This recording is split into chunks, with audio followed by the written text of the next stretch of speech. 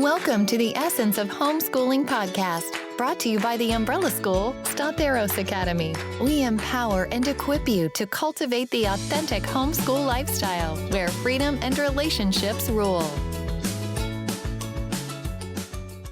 Hi, this is Kim and Michelle, and today we thought we'd talk about homeschooling a high schooler who may not be going to college. This can be for different reasons. Usually it's because the student is interested in a job that just doesn't require college. They may not know what they want to do yet. There might be learning struggles, or sometimes there is simply just no interest in college at all for whatever reason. And that might change in the future, but at the time, there's just no interest. And sometimes, as one of my kids did, is he was interested in the military. So he enlisted, actually in his last year of high school, he enlisted at 17. So we still had to sign him over to the government at 17 because you have to be 18 before you can enlist. Wow. But we wanted to really show him that we supported him and encourage him in what he wanted to do. So then he had training he had to do throughout that last year of high school, but then went right in after we graduated him. And so a military career is not a bad way to go. hmm And sometimes in the military career, they will take classes as part of that, right? Correct. So depending on what path you take in the service. And then some kids may just need a gap year. I have cousins who took mission trips between the years of high school and college, and they went on with Youth with a Mission. There's many different reasons a student may not want to go the college route, and sometimes it's family needs. College is not cheap. It's a very expensive choice to make, and we also recommend that your students know what they want to do so that you don't just send them to college and they then struggle in college with what their purpose is and how they're made and what desires and passions they have. Work some of those out. And hopefully, as we continue the conversation, we'll give you some ideas that will help with that. In the end, our desire is that you zero in on your child. You find out who your child is, who they are created to be, and what the best path is for them. College is really not for everybody. As Kim and I were talking earlier, we're talking about how there are so many fabulous and wonderful people who don't have a college education. And they are making a huge impact on the world, and we're grateful for them. As we're teaching our kids, sometimes that you know for sure this child just isn't going to college, but sometimes it's sort of up in the air. And they might think to themselves, I am for sure not going. But you as the parent might think, well, let's just keep our options open. So that's what we like to recommend. As much as possible, we want our kids to keep their options open.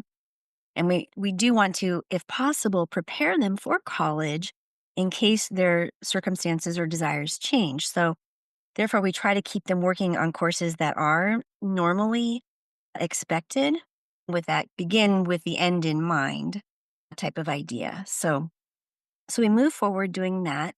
And as we do that, we think to ourselves, well, maybe this child just needs possibly a less rigorous curriculum, or we adjust what their classes are. For example, if they are definitely not math and science minded, maybe we have fewer science classes, or we don't require labs, and we really focus on the writing piece, the reading piece, the other side of things. And that's perfectly fine. It's also good to branch out in the area of electives Mhm. based upon their interests.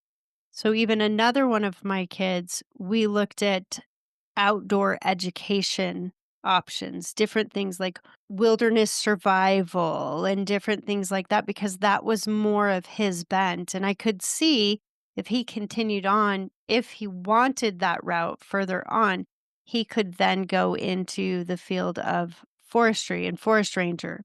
Though for the forest rangers in the national parks, they still need a college degree. So keeping options open would have been still making sure he had enough classes that colleges would accept So there's always that little piece because, as with all of us, we grow and change.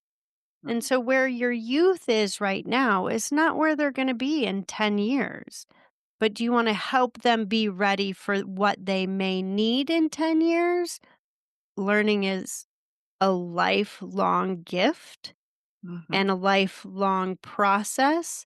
So it doesn't matter if they go 5 years after they graduate high school, but let's help them have that option open and explore other jobs and know how to learn so that when they need that, they can do it.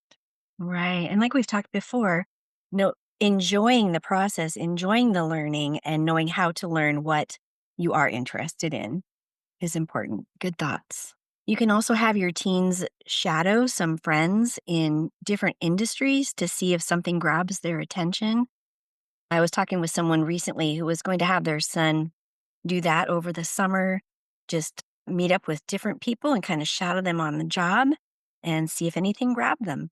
And then another friend has a son who would take people out to lunch and just get that one on one time and just talk it over with them. What career path did they take? What did they do to get there? What did they like, dislike? What do they recommend? And get that one on one sort of interaction with people. So I thought those were both good ideas. And the beautiful thing is you can create that as a high school credit Mhm. because it's career exploration. Yes. So there are ways that even as you're helping them discover what they want to do, you are still meeting the requirements of a high school education. So some of that is getting creative in that and making sure maybe they come back and write an essay about that. Maybe they do a little more research into the topic of what would it take to be a chef or anything, or you can pull that even into science and do a nutrition element. And there's so many ways to help explore who your child is, what they want to do, and cross off the boxes of a true and worthy high school education. Mm. Not just getting by, but actually succeeding and strengthening your gifts, your child's gifts. Are you struggling with creating the perfect high school transcript for your student? Let us help you. With our official transcript service, you get a professionally crafted transcript that highlights your students' achievements and ensures they shine in college applications, job applications, or scholarships. Save time and stress and let us help you professionally showcase your homeschooler's hard work. Visit theumbrellaschool.com to get started and make your student's future bright with a transcript that stands out. Yes, absolutely. And if you do that sort of career exploration, just make sure to count hours to Mhm. create that half credit or full credit, whatever it turns out to be. Many families ask their kids to take 1 year of Bible college or Bible Institute just for that foundational experience before heading off into life. Most of those offer certificates of completion. Just kind of check into your college of choice and see what they offer. But that's been around for a while. And I think that Mhm. that's a good idea. If your teen doesn't know quite what they want to do yet, at least they have that under their belt before they head off into life. And those certificate programs, whether it's at the Bible college or the local community college, Mhm. during COVID, my oldest was an EMT, and all his roommates were not working because they were college students and working in food service. So they lost their jobs, but you still have to pay rent, you still have to do these other things. And my son still had a job, and he was the only one out of the house. So he came over after a while, right? Yeah. Waiting through COVID, but he came over and looked at his younger brother and said, "You don't go to school just to go to school. You need to get a certificate. You need to be employable." Mm. And the community colleges are where you can get your EMT, and it's a semester. And so my second son then went and also got his EMT. And so the moment he stepped out of high school, he was employable. That's Because it. he took a little different route with it, but he was employable the moment he left high school, and then by having that job and that experience, he then can go and get more training. Like my oldest, then he's a paramedic, and now he's going to go off and try something new as a firefighter. But these are all different things that didn't require a long-term 4-year degree. Those certificate programs are fabulous, and they give you some basic training, and then you can go get the on-the-job training. Okay. Very smart. These are just examples of ways that I worked around what my child's gifts were or what their tolerance was, because they both my boys were like, "I am done with school. I don't wanna read another book." And yet now they're both reading again. But that gap year, that time between high school and continuing in education just helps them grow and learn the things that they actually want to learn about. And so there's no big deal with that, with exploring the options. Mhm. Right. And sometimes when the pressure is off, they can relax and really think, okay, what do I really want to do?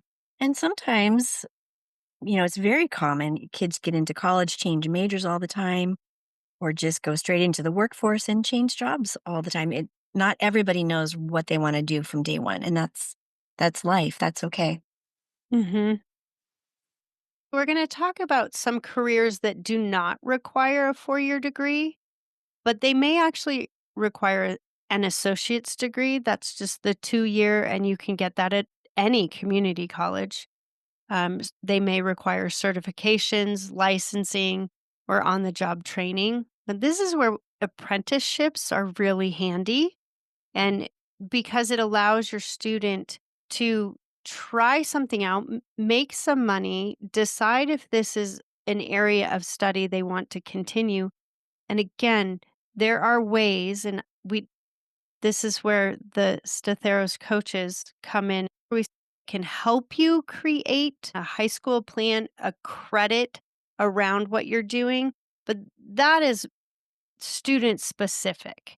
So Mhm. that's where we say if you want student specific things, you really do need to talk with a coach and get some coaching on how to do that. But we've all had experience writing a credit, a curriculum around a specific area of study and making it robust enough for a high school credit. Yeah. Sometimes there are these things called boot camps that have sprung up, particularly in the technology world, that might be enough to get your young person off into a good solid job. My younger son is into software development, and so we really kind of talked about that.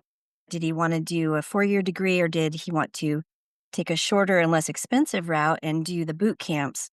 And he chose to do the 4-year degree because in his mind it would give him a little bit better opportunity long term.